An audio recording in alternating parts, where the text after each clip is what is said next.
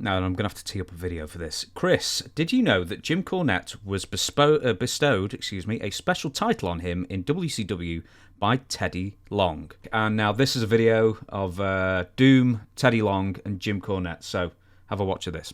Nice looking suit you got on. Well, let me tell you something about this suit, Jimmy Cornette. I am wearing this suit in honor of James Brown. You know, he's out of jail now. Right. And that took a lot of wheeling and dealing, and he wore this suit every Sunday when he went to Mass, and he donated it to me, and I'm wearing it in honor of James Brown. And I want to say something right now. Any of you lifetimers, So this is from like 1989. or any of you people that are in jail for the electric chair, anything like that, write me. Now, go ahead and write me if you need any help. Now, please write me. But if you've been in jail for forgery, I can't help you. There's nothing I hate worse than somebody writing a bad check. Like worse, now, it's all well. right to bounce a basketball, but don't bounce a bad check, all right? Well, Theodore, since you were able to get James Brown out of jail, I have got this membership card. I'm making you an honorary Kentucky colonel.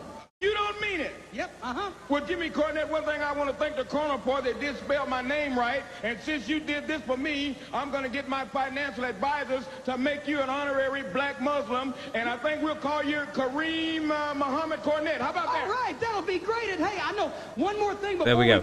Did you know that that Jim Cornette was an honorary black Muslim?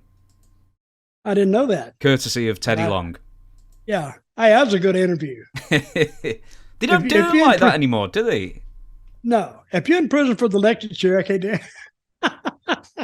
I can't help you out, but no, they don't do interviews like that anymore because that wasn't written down.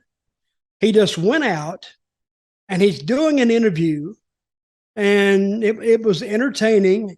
And then when I guess Cornette and had worked it out already what they were going to say, but it wasn't written down by a writer. And Teddy and Jimmy, they got together, and remember on the podcast that came out Friday, I says when talent gets a match, they put it together, not the agent. So when they got this interview, they put it together, not an agent and not a writer. And that's the difference between wrestling today, wrestling production today, than it was back then. It was just, to me, more enjoyable. And you could tell they put that together and they were laughing and they enjoyed it. And I enjoyed it. I may have seen that before, but it was very good. But I never knew that Jim Cornette was a honorary black Muslim. I didn't know that. I know it now. Where do you rank Teddy Long's interview skills? Because I don't really think he gets any plaudits at all for actually being really good, a really good talker. He is good. And he fits the role. And I've known him since he was a referee. Always, even as a referee, and even when I was wrestling, Teddy was always very nice to me, very cordial, very friendly, helpful. And I think I was the same to him.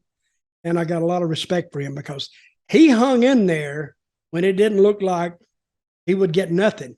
Mm-hmm. But he hung in there and he got rewarded pretty well. He ended up being like the head guy on Raw, didn't he? Yeah, general manager of SmackDown or something like that. Yeah. And he was good. I knew him back in I think he's from Atlanta.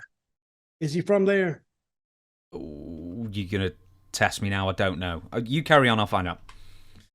Well, I think he was from Atlanta because I worked with him in WCW, and he knew a lot about Atlanta. He was a referee on the old WCW TV shows. So I figured he had to be around there close somewhere. It says he was born Birmingham, Alabama. Billed from Atlanta, Georgia, so I suspect he moved there at some point. Yeah, he's from there. Yeah. I think he told me one time. But good guy.